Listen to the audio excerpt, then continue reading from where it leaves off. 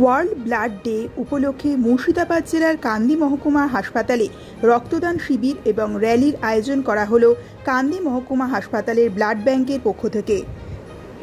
মূলত এদিন রক্তদান জীবনদান এই বার্তাই দিলেন কান্দি মহকুমা হাসপাতালের ব্লাড ব্যাংক কর্তৃপক্ষ। 14ই জুন বিশ্ব রক্তদাতা দিবস।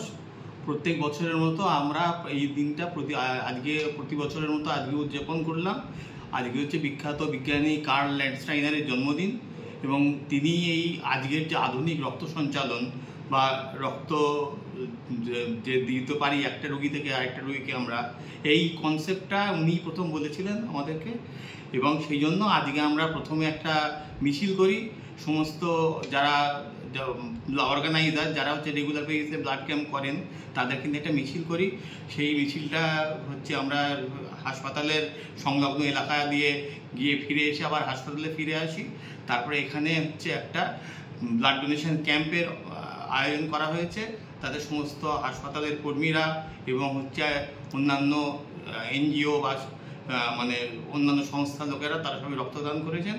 এইটাই হচ্ছে আমাদের কাছে মানে আজকের অনুষ্ঠানের সংক্ষিপ্ত সূচি এবং এইটা দিয়ে আমরা একটাই বার্তা দিতে চাই যে যাতে রক্তের অভাবে আগামী দিনে কোনো মানুষের মৃত্যু না হয় আমাদের এই অঞ্চলে অন্তত।